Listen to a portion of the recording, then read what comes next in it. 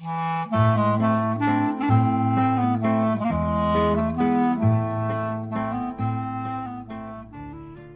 to Couples Therapy in 7 Words. I am your co-host, Judy Alexander, and I'm here with my husband, Dr. Bruce Chalmer. Well, hello, Judy, and hello, viewers and listeners. And Judy, tell folks the title of our episode today. Dating at Midlife, how EFT tapping can help women find great guys. Our guest, our interview guest today was Allison Jayne Ewing, and she's written a book on that subject, and she was a lot of fun to talk to. She was just delightful, very charming. Yep, and a lot of good advice. And EFT, I will mention this now, lest people think that from the title, we're not talking about the emotionally focused therapy, which is a really interesting form of therapy for couples, Sue Johnson's thing. We're talking about a thing called the emotional freedom technique, tapping. Exactly. It's about a particular technique for tapping that helps clear out traumatic issues and helps you function better in lots of different ways. So before we get going, I would like to put in a few words for our books. And I have a little more to say than perhaps I usually do. Okay. But go ahead and tell folks the book that started all of this. The book that started it all is Reigniting the Spark, Why Stable Relationships Lose Intimacy and How to Get It Back. And that's a book that came out just about 4 years ago now. Yeah. We're coming up on the 4th anniversary because it was Leap Day. Yes, it was. In 2020 that it came out. So does that mean it's actually the first anniversary? You could say that. It's turning 1, but because it's 4. 29th? And I want to say something about it that I don't usually say, and it just occurred to me last week to say this, and I didn't say it till the end, so I want to say it now. Okay. A lot of folks have told me, I want to give people a reason to buy it other than the fact that, well, that's an intriguing title. A lot of folks have told me that reading that book makes them feel better. I just think that's an interesting kind of thing. That is interesting. Because it gives people, and I experience this with couples a lot, the way I talk about the particulars of what is it about being in a couple that things tend to go wrong or what makes it go right. People find it a different way of thinking about it that just gives them a sense of hope. It says, oh, that makes sense. And then they can relax about it and it helps them. So I just want to mention, that's what I've heard from folks, and of course that's why I wrote the book. That one in particular, Reigniting the Spark. Yeah. Now, you can mention also the more recent book that I came out with. Right. It was It's just not a year about ago. communication, why everything you know about couples therapy is wrong. And here's why you should buy that book, or not, frankly, either way. I mentioned Reigniting the Spark. It makes you feel better. It's not about communication, may or may not make you feel better, but it will give you a really good insight into this whole therapy business. Therapists in particular might find it fascinating, but even if you're a consumer of therapy, as we say, if you're a client, if you want to make use of therapy, what I talk about in that book is, the subtitle, Why Everything You Know About Couples Therapy is Wrong. It's sort of a silly subtitle, but it's about how the preconceived notions we often have about what therapy is or should be are often misleading. Yeah. And when you recognize that, you can make use of it in a much more effective way. Yeah, especially because I think we see so many weird, like all those couples therapy things. Well, how do you feel when she says that? Yeah, and that's not how you work. That is not how I work, oddly enough. It's funny. I once heard myself say that. I said, how does that make you feel? And I laughed because I never say that. It was in a very specific context. But again, if you're interested in at least how do I think about this stuff, and again, folks have told me, well, wow, that's a take on this they hadn't heard before. Yeah, because I watched those couples thing and I said, I would puke if that was my therapist. Yeah, I would just walk out and say, this is how I feel. I can't do that on the air. Yeah. But imagine a middle finger going up. Exactly. So just, wanted to give folks a reason to look carefully at those books. You can find them anywhere books are sold. The Amazon site has them in all the various formats. I did the audiobooks for both of those. And it's also available for Kindle, and of course, also paperback. You can sort of see them over my shoulder if people who are watching the video. I didn't get the copies ready to hand here. And we definitely need to put in a word from our sponsor. Judy, tell folks who our sponsor is. Blue Tent, Erotic Tales from the Bible by Laria Zilber. Yeah, Laria Zilber. And Judy, why have we never managed to arrange an interview with Laria when you and Laria are both present? Well, that's my pseudonym. Yes, of course, because you are Laria, I am or that is Laria. your alter ego, Yes. and a lovely alter ego she is, I have Thank to you. say, a Thank gifted you. writer. And, you know, why should people get that book? Well, I think it's a fun read. It's an interesting read. It's an erotic read. So if you want to bring a little bit of zest to your love life, I would recommend that you read that either to yourself or each other. Or with a partner, absolutely. And, Yes. you know, it's an exciting read, Mm-hmm. and it's an what's the word I'm thinking? It opens you up in a lot of ways Yeah. because it's if you're not used to erotica, this might be a nice way in. It's It is a nice way in, very explicit erotica, and also but it's not trashy. it's not at all trashy. And in fact, and I've always mentioned this when we talk about it, it is grounded in a deep respect and love for the biblical tradition. Mm-hmm. You know, you are versed in Torah, and these are all the tales from the Torah, Yes. and or from the Bible in general, Right. and it is done with great love for those characters. And so, some people, as I've pointed out before, some people will be absolutely horrified by this book, and you are not the audience that ought to buy it. But if you wouldn't be horrified by the idea of imagining these biblical heroes having these amazing sexual encounters with great heart and depth and intensity, then you really like that book. So I would highly recommend you get that and tell folks where they can get that book. They can go to lariazilber.com or amazon.com. And I want to spell that for folks who are watching this: LARIAZYLBER, LariaZilber.com. And indeed, if you search for the Blue Tent Erotic Tales, From the Bible. make sure to Right. include Yeah, erotic tales. otherwise you're going to end up with a blue tent. You'll end up with a blue tent from REI or something like that, right? It is funny how that happens. So, without further ado, let us Let get us get on on. with our interview with Allison Jayne Ewing, and we will see you on the other side. Our guest today is Allison Jayne Ewing. Allison is a psychotherapist and author. After experiencing a divorce herself, Allison decided to focus on helping other midlife women find healthy, available single men who will love and adore them. She works using a tool called EFT tapping to help women clear blocks to successful dating and open up to the excitement of falling in love again. Her recently published book is Find Love Again, Learn to Date Like a Goddess. Allison, welcome to Couples Therapy in 7 Words. Hi, thanks for having me. Our pleasure. We're delighted to have you. So we always like to start out with our guests just asking, you know, how did you get into the work you do? Tell us something about your own journey. Yeah, so I actually was a traditional psychotherapist from the fact that I did cognitive behavioral therapy. You know, most people will know that as just regular old talk therapy. And I did that for about 20 years. I was working in the inner city of Chicago with children and families through the Department of Children and Family Services. And at some point, I decided to go out on my own and do more staff training and things like that. And for those in the field or anyone in sort of a professional field where you need continuing education units, you will understand my pain on this, that I had gone from having my agencies always provide that training for me to being out on my own and kind of forgetting about it. Oh my! And To the point, yeah, so I kind of got in the weeds, is what I say. I got to the point of I needed about 26 hours in like 4 months. So I realized, okay, I have to play catch up and get my own certification in something. And by that point in my career, I was already pretty interested in mind body connection and some of the mind body techniques that were just starting to really get popularized and get some good research behind.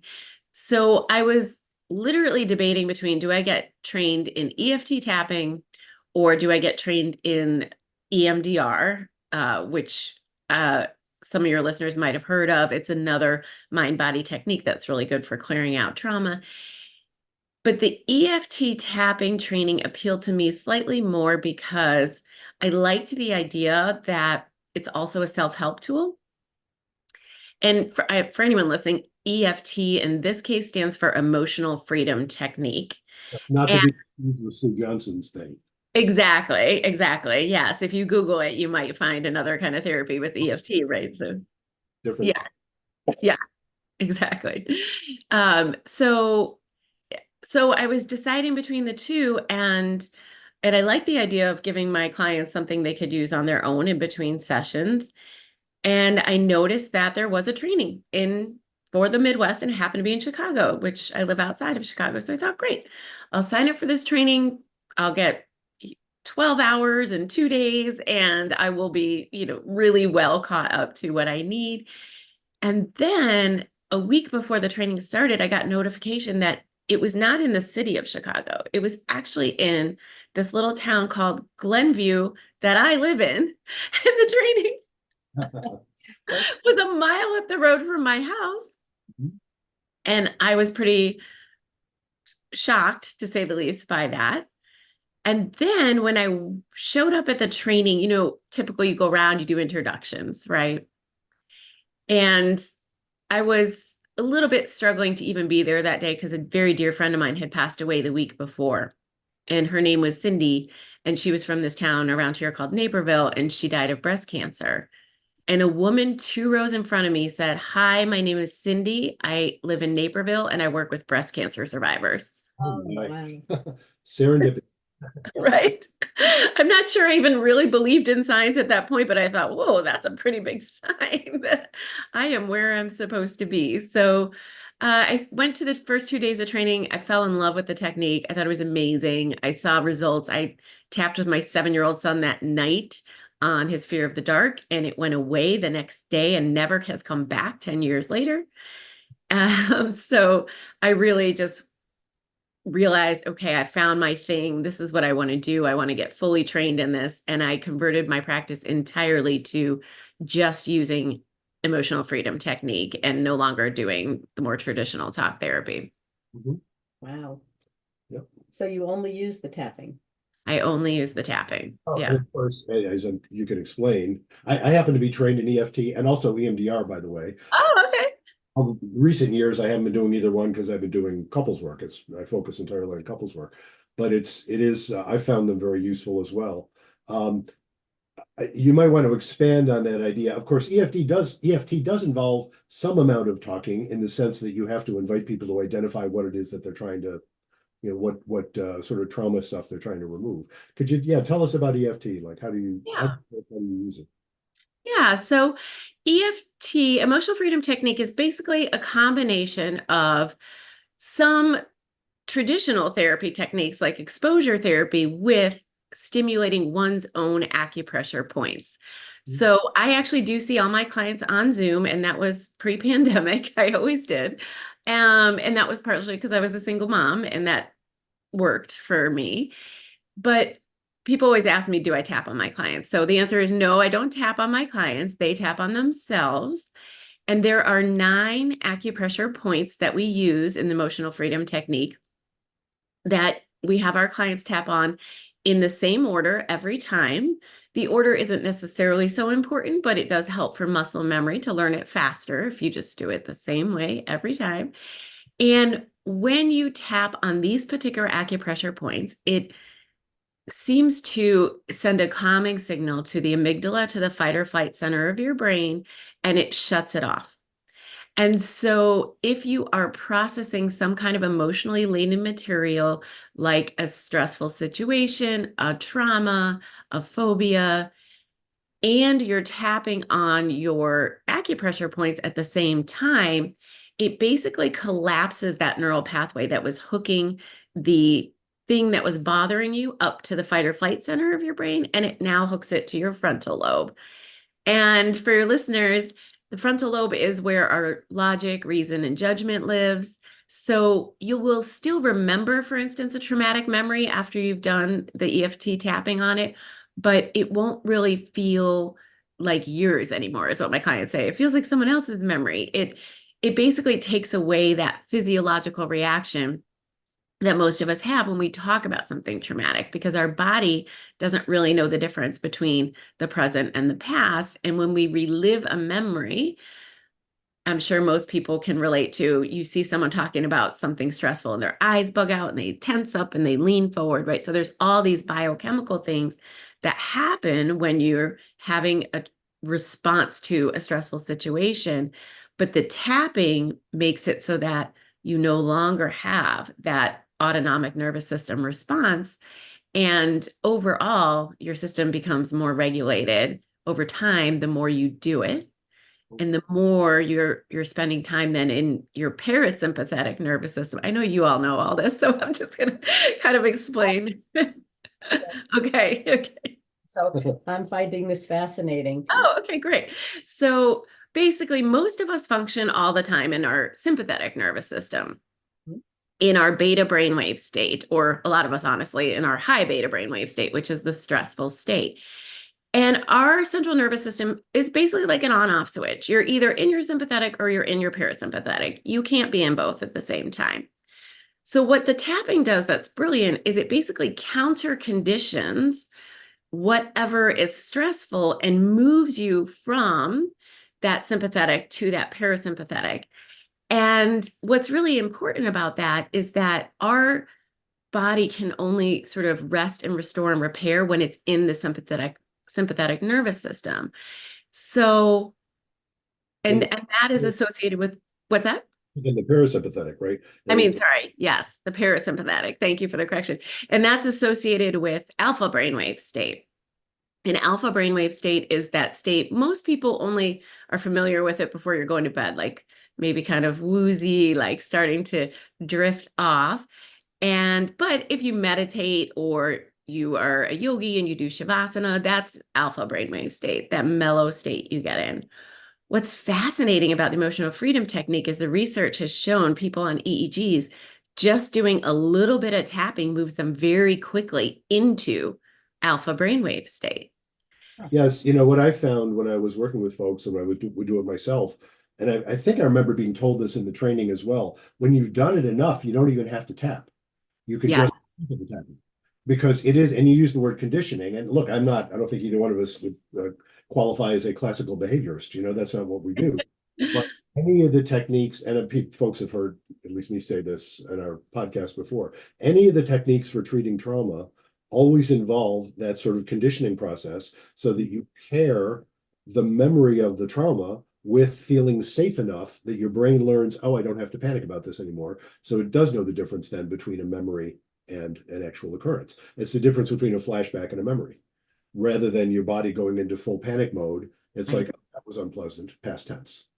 So you remember it. But yeah, and EFT is great at that. It's interesting. Again, folks will know this, Judy knows this. I used to be a statistician back in the day. Before I was trained in clinical psychology, I was a statistician. So, there's this skeptical part of me when I hear about any sort of techniques, and I use them. So it's not like I don't use them. Right. But I'm also a great fan of placebos. Yes. And placebo, and are you familiar with the work being done in, I never remember the guy's name, in Boston, who has a institute for this study of placebos, where they call them non-deceptive placebos. They tell people, we're going to give you pills that, Mhm. as far as we know, have no organic effect. Yeah. And you take them with the intention of curing whatever you're dealing with, and the damn things work. Is that Vanderkolk doing it? Or No, it's not. No, it's not Bessel van der Kolk. No, okay. I never remember any of his. Another guy in Boston. Okay. Yeah, but it is a fascinating thing, and I'm also trained in hypnosis, and Yeah, hypnosis has also been described as a non-deceptive placebo. Nobody's doing anything right, organic right. by putting yourself in that state, and I think tapping has got to fit into that as Yeah, well. yes. And it's funny because when you believe in it, it works, but that doesn't make it invalid. That is part of the believing. Right. Yes. And I definitely work with people who don't believe in it Oh and it yeah. works for them too. So that's what's interesting. Yeah. That was Bessel van der Kolk's experience with EMDR, right? Yeah. He thought, oh, this is nonsense, and then it worked. Right. Well, I was going to ask, how do you use it with the women that you work with? Like, how does it work? Like, do they come to Oh, you, say, I'm divorcing my husband, whatever, yeah. and I want to feel better. How does that work? Yeah. Well, so basically I was just doing a regular, you know, EFT practice, if you will, for many years and just seeing one-on-one clients. And then I went through a divorce myself in my 40s and I had to start dating again. And really, like, nobody expects to be dating again at midlife. That is not the dream come true, right? Of us, people who know us through our podcast, we have one of our early episodes was our story. We are a second marriage. We've been together for 20 years now, but that is our story. And we both ended up dating. And well, Judy spared me an awful lot of dating. She showed up right when I needed her. It was astonishing, talk about the universe. Right. But you've been through that. Yes, I've been through that. Yeah. Yes. And I did realize when I started dating that I had knowledge and some tools that most of my single friends didn't, for instance. And I knew enough about psychology. I knew sort of how to talk to people, how to validate and use I statements and all the good things that we sort of learn early on as therapists. And I had this amazing tool of tapping so that if I was ghosted or if I, experienced a catfishing, which I did. I mean, I've experienced all these things with online dating. I had a tool that would very quickly help me get over the emotional sort of initial like crushing feeling or reactivation of rejection and abandonment stuff or whatever of my stuff was coming up with dating, which a lot of it was. I had this great tool that I could use to neutralize it very quickly and to move on. And so it just kind of fell into my brain one day, like, I should write a book on this. And my heart really went out to midlife single women who get divorced and feel like, oh God, I have to do this awful thing of dating again. Right? A lot of women feel that way. And then I have all these friends that were telling me that their friends and families were saying that to them. They were like, oh, I'm so sorry. You have to be naked in front of someone else again. I know this is the last thing you want to hear on a podcast, but I have to tell our listeners, I read your book and it was really fun. Oh, Folks, it's a fun read. It's a lot. I really It is. enjoyed it. Yeah. I haven't quite finished it yet, but I'm almost there. Yeah, I'm really enjoying it. Yeah. Oh, thank you guys. That's wonderful to hear. Yeah. I mean, that was my intention, was to sort of like keep it light, but also have it filled with a lot of actual practical knowledge and skills that women could use. And I also realized that I enjoy a read where the author is very vulnerable and tells their own stories. Mhm. And so that was my intention with the book. So I tell a lot of my own personal stories, my personal struggles, and I talk about how I shifted my mindset. I really kind of think about the book as the chapters are almost like every chapter is a mindset shift. And then I have a tapping script at the end. And I do, of course, go into how to tap and all that in the book. And so at the end of every chapter, I really encourage my reader to tap along with the tapping script so that they can really start to make that change. Because I feel like one of my frustrations in my early career was that my clients would get the insight. They would figure out exactly why they were self-sabotaging, exactly how it may be tied to their past, but then they would keep doing that behavior. And they wouldn't, they had the insight and they still couldn't shift. And to me, I feel like EFT tapping has been such a gift because it helps me to shift. Yeah. It really is the thing that gets me to move off of that one emotional track, let's say, to the next. And it opens up lots of new thoughts and creative ideas and things like that. So I kind of joke that my book is a dating book, or that it's really a tapping book disguised as a dating book, because there is a lot of, it's self-help, right? It's self-help. But I wanted more than the traditional self-help stuff that often gets put out there in this realm, in the dating coaching realm. And I think that is largely because I experienced it. So, for example, I went through the first few years of being single again and dating. I kept coming across, just love yourself more. And then you, and you find love. Right. Yeah, that's a chapter in the book, right? And I think I say in the book, like, if one more person told me that, I was going to punch them in the face, because that is, Yeah. yeah, that's legit how I felt, because I thought I think I love myself, or maybe I don't yet, but I don't know. Does anybody totally fully love themselves? Like, is that even a thing? And isn't it an evolution? And it just gets frequently offered as the key to finding love. And I'm not sure about that. I think of course, it's important. And of course, loving yourself is great. But the reason people don't love themselves is because they have subconscious blocks to loving themselves. They have old programming or wounds, childhood wounds or early adulthood wounds that are getting in the way. I mean, love is our natural state, right? But when we have all these other hurts and things that have happened to us along the way that make us kind of block up our heart or mask over, then of course it's hard for us to just naturally love ourselves and to feel into that love, I should say.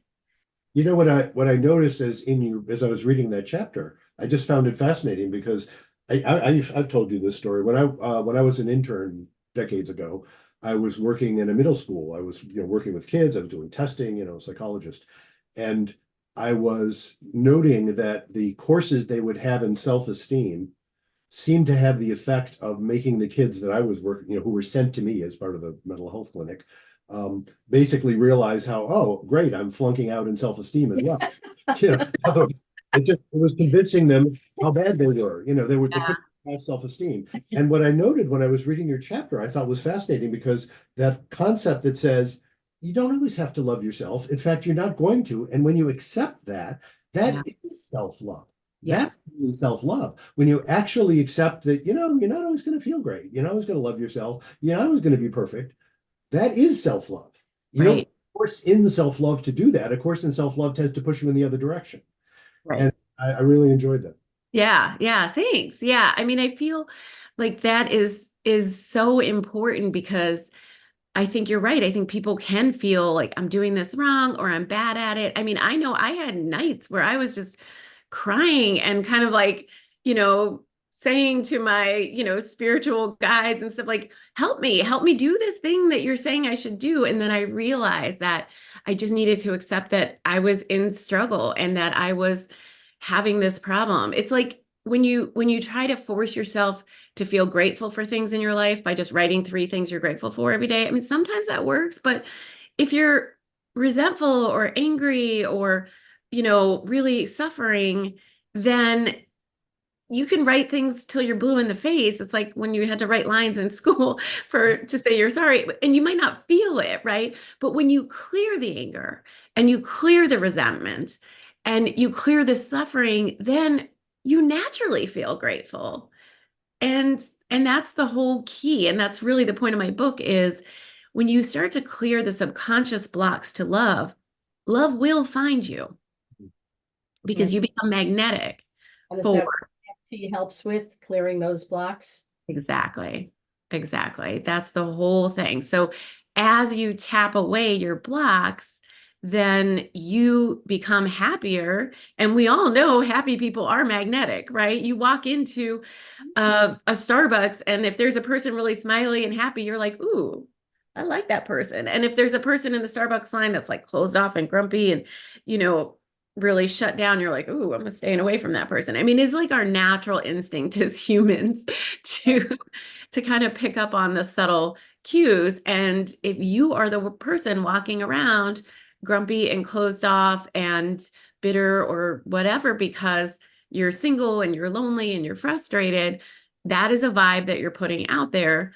But if you have cleared away your fears and your past heartbreak and all of these kinds of things that are getting in your way, you're just going to start living your life and you're just going to start doing the things that light you up. And that's probably where you're going to find your person anyway without even trying. Mhm. Very true. Yeah. Another thing I really enjoyed about your book was, do you know that the Yiddish word chutzpah? Yeah. So chutzpah, there's an element of chutzpah in your writing this, and which I really enjoyed because, sometimes people will write a book like that and it'll end with, and I found Mr. Right, and so my technique is perfectly, it works for everybody. And what I enjoyed about you, and tell me if I'm characterizing this correctly, It's that, no, you haven't found the one Mr. Right yet. You have confidence you will if it turns out that that's what happens. The thing you're saying is you can love dating. What? Yeah, That's an interesting thing. You can actually love the process, which is to say you can enjoy your life. And right. of course, that is what Right, and facilitates. I like how Yeah. you've said you've met a lot of interesting men that way, and you're enjoying yourself. Whereas I think most people come back after one date and say, "Oh God, oh my God, what is it about me that I'm attracting all these jerks?" But you're Right. enjoying yourself and meeting good and meeting stimulating people and having a good time. And while he may not be the one for you, you can still enjoy yourself with that. Yeah, yeah. There's actually been a change in that since I wrote the book that I can speak to in a second. But before I think that I really want also to convey to your listeners, though, that it wasn't all sunshine and roses for me. I mean, I really suffered dating. I mean, I've been single for 8 years. Well, I was in relationships, of course, during those 8 years, but I was dating on and off for 8 years. And I had a lot of ups and downs and frustrations and heartbreak and all the things. Because the thing is that life, at least my philosophy, is that life is made to sort of trigger your wounds that need healing, especially when you keep seeing the same pattern, keep dating the same guy in a different body. It's one of the things I say to my clients, right? So the patterns come up because they want to be healed. And if you can stop and recognize, okay, this thing keeps coming up, I need to address it. And then to me, it's like if you have a great tool like EFT tapping to address something and address it pretty quickly, then you can really shift in that area and you will start to level up who you are attracting in. And that's basically what happened for me. My early on relationships were a lot of emotionally unavailable, hot and cold, the typical kind of thing you hear women complain about a lot. And then I started attracting in better and better guys. And I think I say in the book, it sort of restored my faith in men because I was like, wow, there's actually some really great guys out here.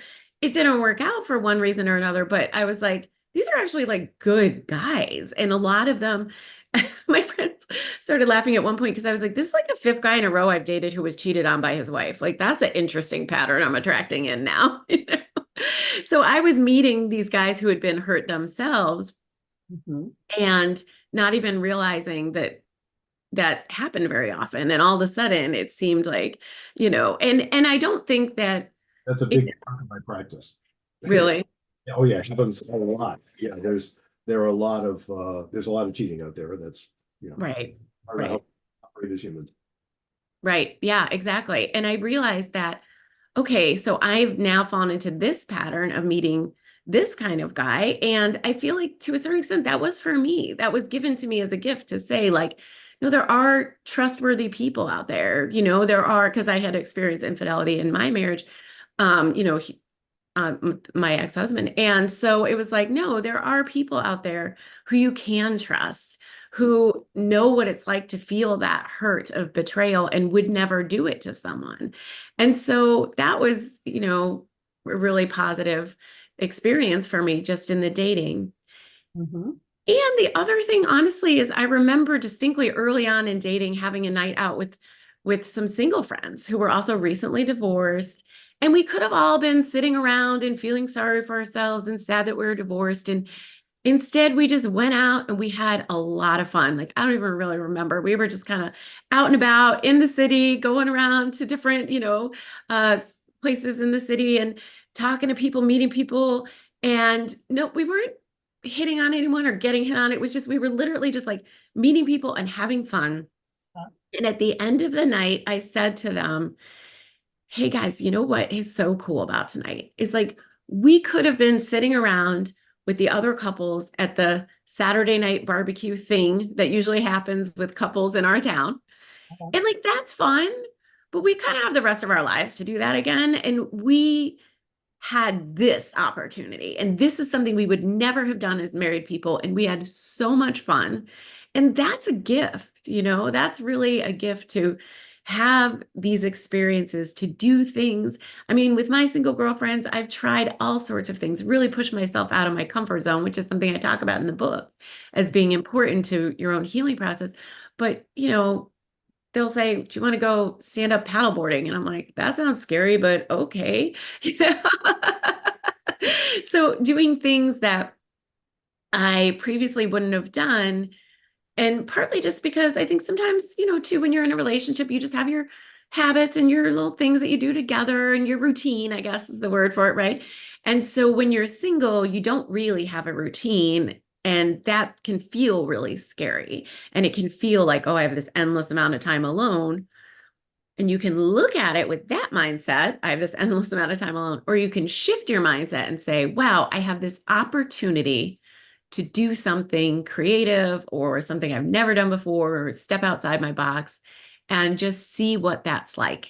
And some of those things I've done weren't that fun, but a lot of them were really fun. Sound like an episode from Bad Moms. Yeah, occasionally. There has been that. Say, as the heterosexual male in this conversation, I want to invite the women to talk about this, and I just want to hear about it. The notion of being a goddess, I thought was fascinating, and how you, and that unless I'm conflating other things, you were relating something which I, as a man, said, that never occurred to me because that's not my experience as a man. The idea of women feeling like you have to be chosen as opposed to someone who can do the choosing. And I thought that was fascinating. I think from a male perspective, we assume you're always doing the choosing. We're wrong, but that's what, I think that's what we think. Anyway, I just want to invite the two of you to talk about that. Well, I know that you brought up the whole notion of being Cinderella, right? Yeah. In the Yeah. fairy tales that we're raised on, it's always the women having to perform and have to be a certain way in order to attract the guy. And we sometimes, I know I did, suppressed our real us, especially if you have a guy telling you, like this is wrong, that's wrong. It would be so much better if you did it this way. And, you start to doubt yourself. Right. Yeah. Right. Yeah. You start to get that internal critical voice. And Mhm. I even feel like for me, and that's what I wrote about in that chapter, that it was so early. I mean, even before I had any relationships, I already was showing up feeling like, okay, I need to get chosen by the guy. I need to be like pretty enough and funny and clever and all the things, right?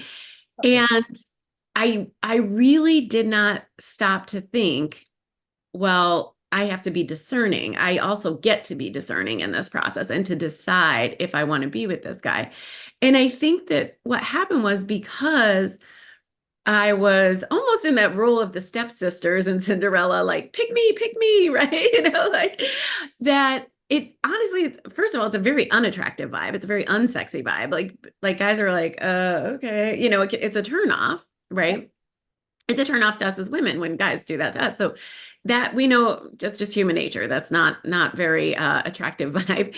And also one of the other things I thought was sort of fascinating, the more I've delved into how Cinderella messed me up, was that if you think about it, the prince has this like massive amount of women swarming to be chosen by him, and he's literally above them on the stairs looking down on them. But who does he go for is the woman off in the distance who is like not even looking at him, not paying attention. And I also think that at some point I got this program in my head that if I see someone out that I'm interested in or get a, sort of juicy feeling about, I would sort of freeze up, fight, flight, freeze. I go into freeze and then I would like look away and just be that I'm going to be that distant person. And the thing is, it's like looking back on it, I'm like, that is so ridiculous because a guy is not going to approach you if you're being distant and looking away and not giving any vibe of interest whatsoever. So one of the things I've created a companion course, an 8-week companion online course to go along with the book. And one of the things we delve into pretty deep there is this idea of smiling like a goddess at a guy that you're interested in. So really when you feel that freeze, because I think most people do, that's our initial reaction, to go inside, notice your body, relax, and then look up, smile 2 to 3 seconds, and then you can look away and go about whatever it is you're doing, right? But just enough to indicate to this man, I'm interested. And if he is available and interested, he will approach you after you do that.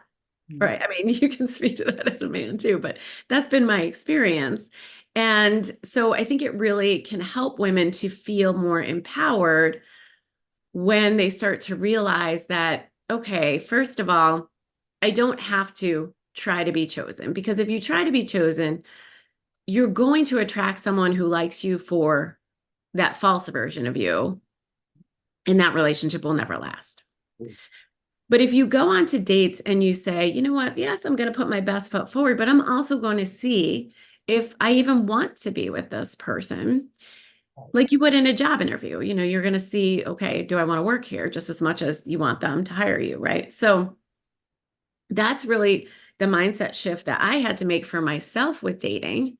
And it starts honestly from the beginning. I speak a lot about online dating because 70% of single people are online dating out there. And so I understand that this isn't going to be relevant to everyone, but I think it is to most single people. So starting even with creating your dating profile, ask yourself, am I really being my authentic self, or am I creating a dating profile as a sales page of am I saying what I think a man would like to hear? Mm-hmm. And when you're chatting with these guys or on phone calls with these guys before you go out, are you saying what you think they are going to like? Or are you actually speaking your truth and actually just being comfortable in your own skin and being yourself and putting that out there and seeing how that goes? Judy is the absolute master of this. When she put on J-Date, Jewish, it was a Jewish thing. Yep. That's what we meant. What she put a phrase on there that was basically a test to get exactly the right person. She was doing the choosing here. Ah, Those listeners will know this, but I'll say what it was. It was an Eshet Chayil, but woman of today. Well, in the state of Vermont where we live, how many Jewish men were there that would even understand the expression Eshet Chayil? It's just an expression that means a woman of valor. It's a quote from Proverbs. The point being, if she just said that, I'd be thinking, oh, too orthodox. I'm not that orthodox. But she said an Eshet Chayil, but a woman of today, saying, oh, she's not that orthodox. Perfect. I wrote it to attract him. She wrote He it. was the guy. Yeah. He was the guy. We did not yet know each other, although we did know people in common. I think. And I do we have would've to been say, introduced. after I met Bruce about a month later, I ran into a mutual friend who I didn't know knew Bruce. And he said to me, are you seeing anybody? And I said, yes. And he said, do I know him? I said, I doubt it. He said, who is it? I said, the only man in Vermont who's perfect for me. He said, I know who it is. And he was right. Vermont's a small, So it's a small yes, community. you have to choose what it is. I knew exactly what I wanted, and I wrote my profile to attract him. And yeah, it was just amazing. It was like, that's intriguing. right. It wasn't like, I'll pick her. Well, I did pick her, but she Right. was also picking, she was saying, this is who I am. And of course, it's absolutely accurate, which is the other thing you're saying, right? You don't want to put out something that might attract someone and it's false. Right. Because that relationship won't work. I mean, I remember saying the same thing to my son when he was applying to graduate school. And he had an essay he had written that was bordering on the controversial for the field that he was in. And he said, Dad, I wonder if I should send this. And I read it and I said, Seth, this is so you that if they don't like this, then you shouldn't go there.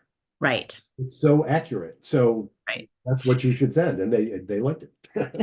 Right. And that what you just said there, that's the whole key, right? Is that you want to be so you that it's like take me or leave me. And by the way, I'm deciding whether I'm taking or leaving you, right? But the reason most people can't do that, especially women in middle age, is that they are afraid. Yeah. So it's the fear that I will never find anything. I will never find anything better than this. I got to take what I can get. I mean, I can't tell you how many times I come across this theme with my clients that they feel, and they are told this, by the way, by their closest friends and family. Uh-huh. Well, that guy's good enough. Are you sure you want to break up with him? This just happened to my friend recently. Are you sure you want to break up with that guy? Because I mean, he's handsome and rich. Nah. And she was like, oh my God, I'm telling you, I'm breaking up with him because he can't meet my emotional needs and he has an addiction problem. Like, and Well, you, as my mother, are telling me to continue to date him? Really? Like, what? Right? So, but this, I mean, it sounds funny, but it happens Yeah, all yeah. the time, mhm. right? I always talk about do you remember the line from, this will date me, when Harry met Sally, right? Where I think there's a line, I think Carrie Fisher says it, of like, well, they say that you're more likely to be hijacked by a terrorist over 40 than find a single man or something like I that. remember there was a Time magazine article that came out around that time. It was nonsense even at the time. It Yeah, wasn't true. right, It's even less true now.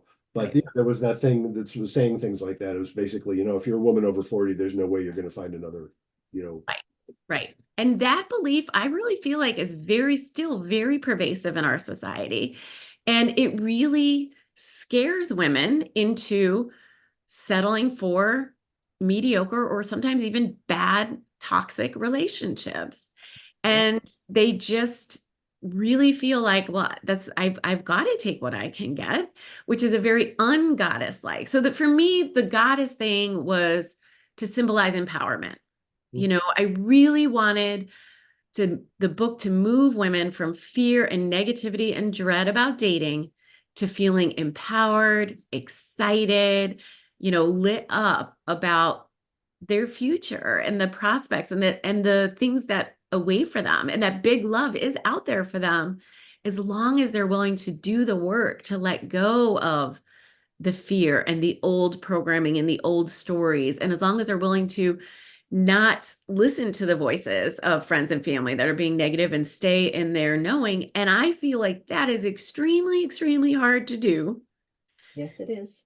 And EFT tapping will help you to do it. Uh, Tremendously help. Now, you also talk about helping women to become goddesses in the bedroom. I do. Yeah. How can EFT help with that? Yeah. Well, I felt like, oh, I can't write this book without having a sex chapter. So, because I think that is also something that women, especially I think in sort of my generation or a little bit older than me, like, we have been somewhat repressed, and was a lot of shame maybe still in the 60s and 70s around sex and sexuality. And so it's like we have so much baggage around sex and sexuality, and just like clearing the baggage around self-love and clearing the baggage around past hurt, you can clear your baggage around sex and sexuality, and you can actually start to enjoy it. I know so many women in my, you know, in their 40s, 50s, 60s, who see sex as a chore mm, and as something that you do for your partner and not necessarily something that you enjoy. Or there's women also who I think became single and were like, ooh, like I get to have sex with people, right? And there's some women that dread it and are fearful of it, and then there's other women who are excited about it, but then kind of can get shamed. There's a whole thing out there of like, well, what's your body count? And I was in a summit last summer with a guy who was talking about how it's not okay for women to have high body counts, and I thought my head was going to explode on Zoom. Yeah, yeah, he's a dating coach. Yeah, it really was so Oh, frustrating. wow. Yeah. So the point is, you can use EFT tapping to clear shame and guilt. And what I really go into in the chapter, which I think is vitally important to a good, healthy sex life, is to become mindful when you're intimate with your partner. And by mindful, I mean being present and aware in your body, experiencing the moment, participating in the moment, moment to moment, right? That's kind of the basic definition of mindfulness. But I think it's so important with sex, because what happens is women can sometimes get in there and start thinking, well, does he like this? Does he like me? I need to keep the lights off because, he won't like my body. I'm overweight, or my skin is too wrinkly, or I hear this one all the time. He could be with a much younger woman. Why would he want to be with someone with this body? So there's all these things we get in our head. And really, the guy is just like there with you and excited and wanting to worship your body and wanting to give you pleasure. I say very clearly in my book, my experience post dating has been that most men just want to make a woman happy and want That's to give you pleasure. for us. Or it's a guy that you don't want. No, Right. Right. if the guy doesn't want that, he's the wrong guy. I say that. I say if he doesn't, run.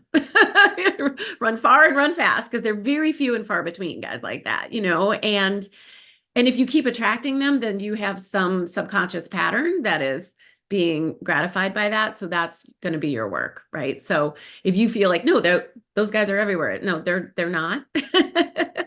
So that's something that you are attracting in or being attracted to. And yeah, so I really feel like what's so important is if you can be mindful during sex, if you can really feel like the feel of your partner's hand caressing your skin, and you're not thinking about what am I cooking for dinner, right?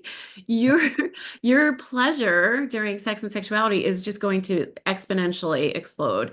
And I have taught women this technique who were never orgasming and are orgasming all the time now. So this is something that really will help you if you can learn to just stay present and stay in your body to experience so much more pleasure and stop worrying about him and stop worrying about, I've had clients ask me, well, how do I give a great blowjob, or how do I this, how do I that? It's like, just be in the moment and go with what feels good and communicate. Yeah. Don't expect him to read your mind. Which is all about not freaking out, right? Right. Willing to say what you like, what you don't like, and ask questions if you need to ask questions. All of those things, yeah. Which so many people, all the folks I work with, they hear this all the time. They're frozen. They can't talk. Men Yeah. and they have a hard time with that. Yes, a really hard time. And EFT tapping works great for that, by the way, because frozen is fear and anxiety. And so I have had clients where that's actually the most thing we work on is, freeing up that frozen response. And sometimes it's because of, maybe past sexual trauma, which that's someone that I would work with in individual therapy, because it's a deeper issue, obviously, and you have to be very careful and cautious how you approach that, for safety.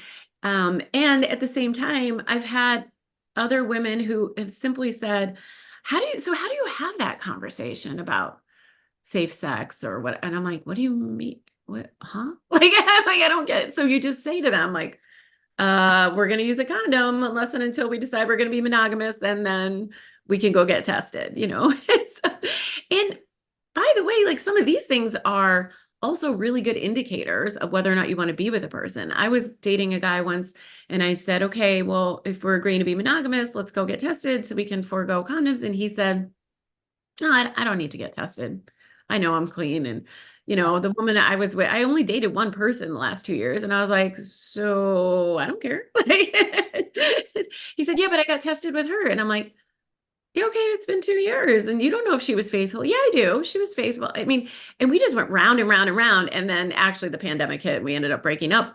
But I was thinking, like, this is really a little nutty. Like, this is a big red flag that you're just not willing to do this thing that would make me feel safe being intimate with you. So it's a good indicator.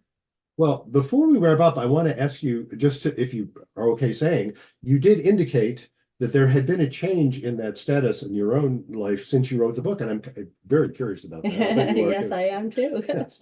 So actually, when I was writing the book, I actually was in a relationship with someone who I did love, and it was a lovely, sweet relationship, and he was an adoring boyfriend. And there were issues there that I knew all along it wasn't going to be a long-term relationship.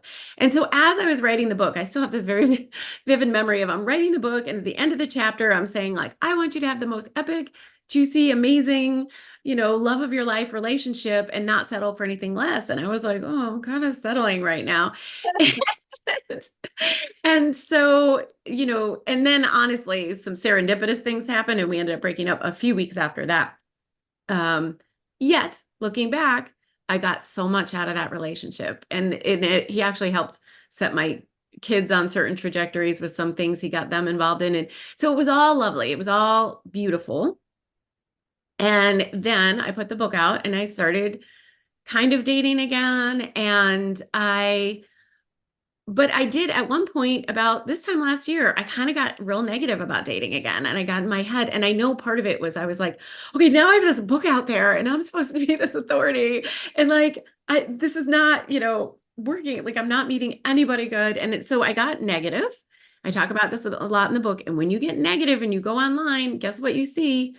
Negative, negative, negative. So that was, negative feeds negative. That's our reticular activating system, the part of our brain that sees patterns. And when you decide you want to buy a Jeep, you suddenly see Jeeps everywhere, right? If you decide there's no good guys online, you're going to see no good guys online. That's how the brain works. So anyway, I was struggling. And then in the spring, I was like, okay, I need to do a reset. I need to go off online dating and work on myself. So always my biggest advice to your listeners is always turn in. When it's not working, turn back in, go back to yourself, go back to working on yourself. I do work with a tapping practitioner myself. We did some, deeper healing work. I did my more regular practices of meditation and tapping. And I met a guy and it seemed like, okay, he's got a lot of, things that I was looking for. And so we're sort of plodding along, but then he was kind of flaky and unavailable. And I didn't pull the plug as fast as I should have. I kind of let it go on. So I didn't do what I say to do in my book, by the way. And I am guilty. I'm shocked. I thought those of us who preach these things always practice Oh, exactly. wait, we're perfect. So then finally, I just had an awakening. And I remember it was Memorial Day last year. And I was just like, oh my God, what am I doing? Like, this guy is emotionally unavailable and I just need to end it. And so I ended it. And in the meantime, I'm from Massachusetts, by the way. So, and as you all know, up in New England, the towns are very small. And my high school was 400 people, very small public high school. And I had a guy on Facebook had friend requested me from my high school, but I didn't know him from high school, but I knew the name and his best friend dated my best friend's sister, whatever. Anyway, and he had kind of liked a few of my pictures here and there. But Memorial Day, I break up with Flaky Guy. And June 1st, this guy reaches out to me and we start chatting on Facebook. And we just kind of hit it off and we know all these people in common and, we have all this sort of shared history. And we started talking 3 months later when we actually, he lived in LA. That was the big problem. I live in Chicago. But it was very obvious to both of us, I would say, after maybe like 6 weeks that like, oh, there might be something here. And then we met and that was great. And, it's just been going great ever since. But it was basically 3 to 4 months in when I thought, oh my gosh, my technique did work for me. I did the work, and then I didn't have to go out seeking. I didn't have to worry about my profile or worry about or push or struggle to get dates. Like, my guy came to me when the timing was right. And so I just want to say that to women out there that if you're really, down and out about it, first of all, look up EFT tapping, try it. Any of your listeners can also download my book for free from my website, inspiredlifetapping.com. Read the book, do the tapping, start to shift, and just let go of the struggle. Don't be constantly updating your pictures on your profile and all of that. Just be your most authentic self that you can be on your profile, but in life. And if you're really chasing or struggling with a guy, just let that go because he's not your guy. And I promise you, your guy is out there and he will come to you and he will find you once you just let go of all the other things. And maybe even that guy is your guy and he'll come back around, but you got to let it go.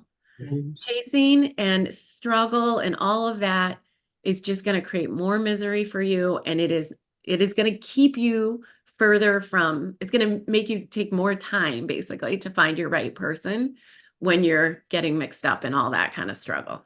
Yeah. So inspiredlifetapping.com is your website. And thank you so much for doing this. Yeah. Thanks for having me. This was great. Thank you. Welcome back. We hope you enjoyed that interview with Allison Jayne Ewing. And indeed, we had a lot of fun with that. We had a good time. She was great. Yep.